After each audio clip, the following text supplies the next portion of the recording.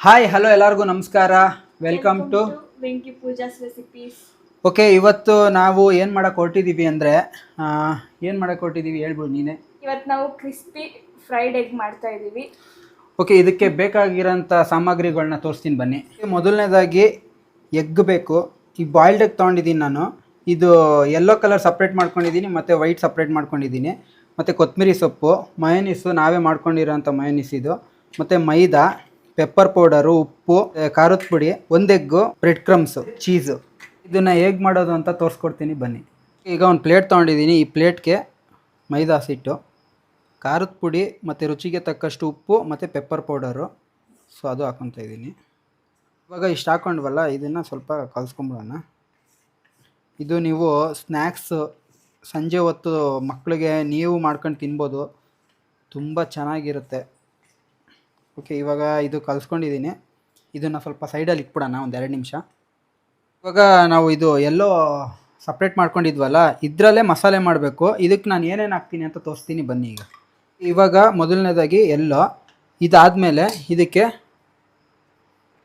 ಮಯೋನೀಸು, so ನಾನು 1.5 spoon ಹಾಕ್ಕೊಂಡೆ. ಮತ್ತು ಇದಕ್ಕೆ ಚೀಸು, ನಾನಿಲ್ಲಿ 2 ಚೀಸ್ ಹಾಕ್ಕೊಳ್ತಾ ಇದ್ದೀನಿ. ನೆಕ್ಸ್ಟು ಕೊತ್ತಂಬರಿ ಸೊಪ್ಪು. ಇದಕ್ಕೆ ಉಪ್ಪು ಹಾಕ್ಕೋಬೇಡಿ, ಮಯೋನೀಸು ಮತ್ತು ಚೀಸಲ್ಲಿ ಉಪ್ಪಿರುತ್ತೆ. ಓಕೆ, ಇವಾಗ ಇಷ್ಟೆಲ್ಲ ಹಾಕೊಂಡ್ವಲ್ಲ, ಇದನ್ನು ನೀಟಾಗಿ ಸ್ಮ್ಯಾಶ್ ಮಾಡಬೇಕು, ಮಿಕ್ಸ್ ಮಾಡಬೇಕು.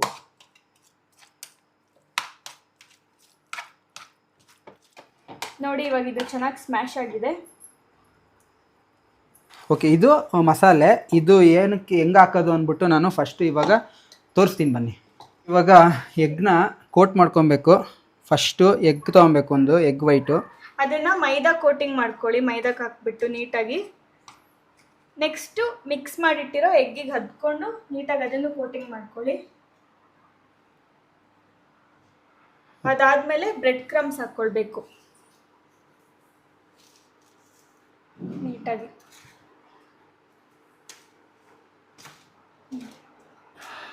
ಈ ಥರ ಕೋಟ್ ಮಾಡ್ಕೊಳ್ಳಿ. ನೋಡಿ, ಈ ಥರ ಆಗಬೇಕು.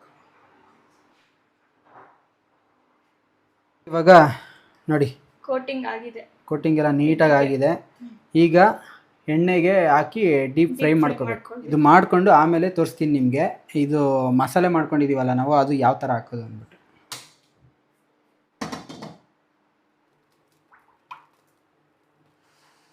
ಇವಾಗ ಎಣ್ಣೆ ಕಾದಿದೆ, ಇದನ್ನು ಎಣ್ಣೆಗೆ ಬಿಟ್ಕೊಳ್ಳೋಣ.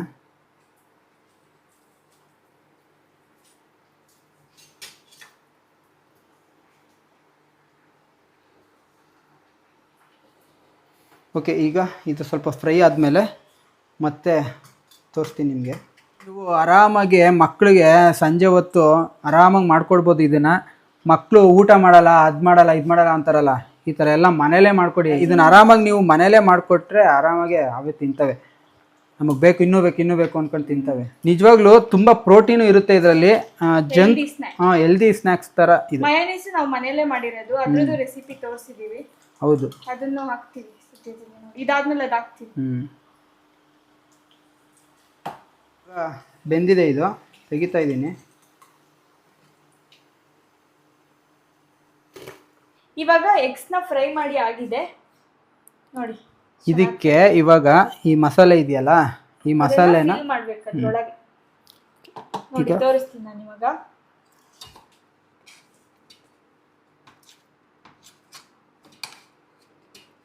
ಈ ಥರ ಸ್ವಲ್ಪ ಎಗ್ ತಗೊಂಡು, ಎಗ್ ವೈಟಿಂಗ್ ಮಸಾಲ ತಗೊಂಡು ಇದರ ಮಧ್ಯದಲ್ಲಿ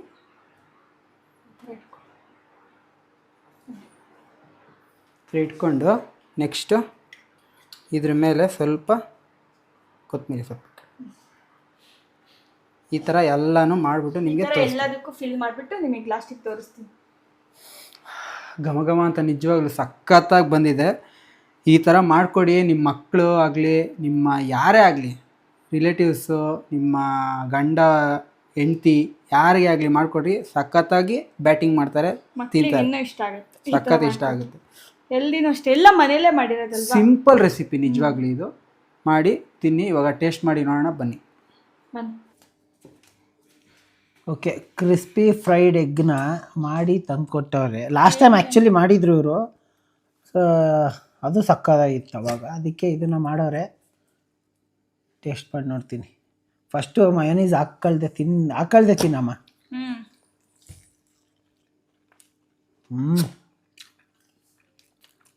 ಸಕ್ಕತ್ತಾಯ್ತು. ಸೂಪರ್ ಆಗುತ್ತೆ. ಲಾಸ್ಟ್ ಟೈಮು ಕೆಚಪ್ ಏನು ಮಾಡಿದ್ದೆ, ಲಾಸ್ಟ್ ಟೈಮ್ ಏನು ಮಾಡಿದ್ದೆ ಅದಕ್ಕಿಂತ ಸಕ್ಕತ್ತೈತೆ ಈಗ ಮೈನೀಸ್ ಜೊತೆ.